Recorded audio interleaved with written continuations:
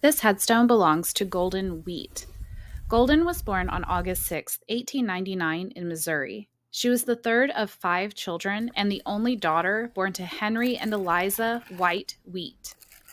In 1890, when Eliza White was 17, she married 38-year-old Thomas Ferguson in Ava, Missouri. She had two sons with Thomas named Arthur and Roscoe. 6 years after the couple married, in 1896, Thomas passed away at the age of 44 and was buried at Yates Cemetery.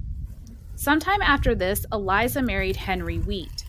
Together, they had one daughter, Golden, and two sons named Olin and Charles. Golden passed away only 1 month after her first birthday, on September 14, 1900. Several years after Golden's passing, her family moved to Muskogee, Oklahoma. A newspaper article from 1930 stated, "Henry Wheat has sold his farm to Owen Bell and will leave in a few days for Oklahoma. The farm is located at the mouth of Fox Creek." In 1935, they were shown on the census as living in San Bernardino, California.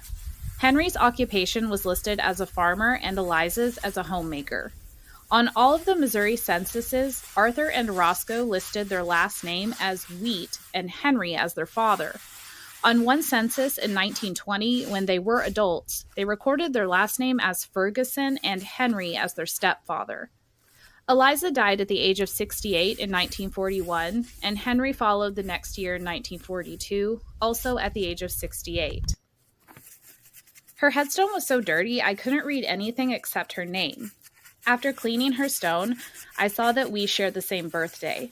Her family laid her to rest in Yates Cemetery, the same place Eliza's first husband is buried in. Her parents are buried in San Jacinto Valley Cemetery in California. The bird in flight on top of her headstone is a dove, which represents a symbol of love, purity, resurrection, and the Holy Spirit. Her epitaph at the bottom reads, "Gone to be a little angel."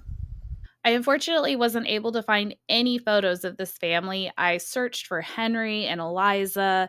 I searched for their older kids. I went on Ancestry, Family Search, newspapers. I tried, but I was not successful, unfortunately.